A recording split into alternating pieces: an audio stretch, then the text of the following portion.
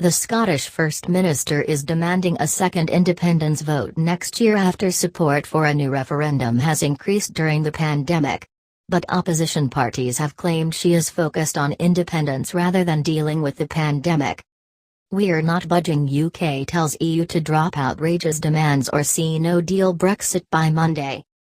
The Scottish Conservative Party leader, Douglas Ross, said, "I think throughout this pandemic, we've seen communities coming together to support each other, and that's been one of the few positives out of COVID-19 is how we've all worked together, how we've put aside differences for the greater good.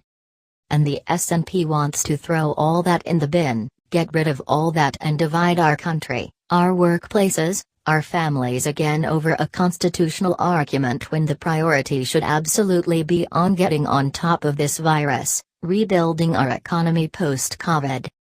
Nicola Sturgeon tries to portray herself as someone who is solely focused on dealing with the COVID pandemic when that's clearly not the case. Mr. Ross claimed the SNP government wants to use every opportunity to further their aims for making Scotland an independent country. "We will use your email address only for sending you newsletters.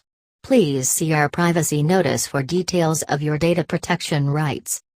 He claimed their priority is separation at all costs.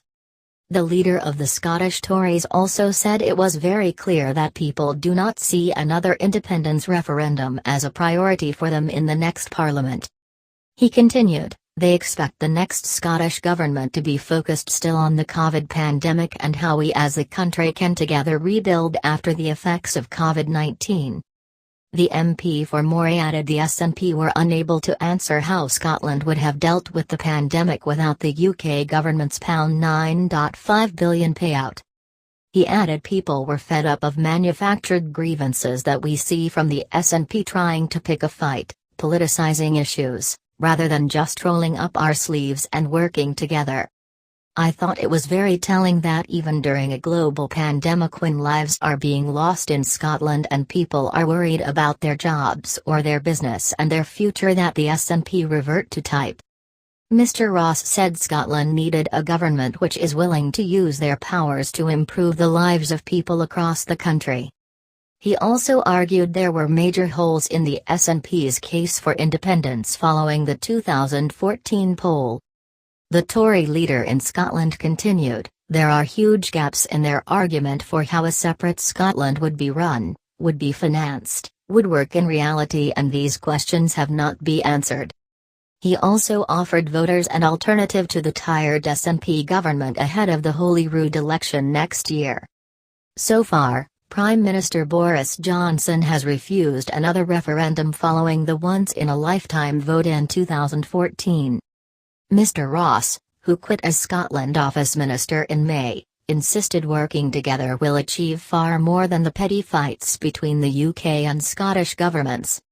He said, "The Prime Minister has been clear he believes in devolution, he is just frustrated as many Scots are that devolution has not delivered as much for people across the country as it could have done because for the last 13.5 years, the SNP have used devolution for their own benefit to, in their view, advance the case for separation, rather than actually delivering devolution and focusing on all the services."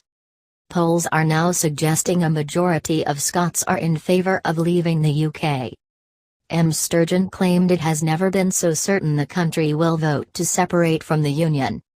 While speaking at the party's annual conference last month, she said, "Scotland is now a nation on the cusp of making history.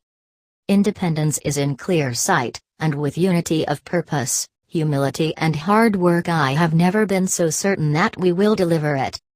The people of Scotland have the right to choose their future. Let's now focus all our efforts on making sure we bring about that better country they and future generations deserve. We can overcome poverty, inequality, and we'll lead the way in tackling the climate emergency.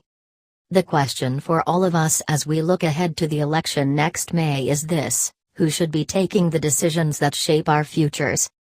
We know that it is the people who live here, wherever they come from, who can best harness Scotland's immense human and natural resources to the benefit of everyone.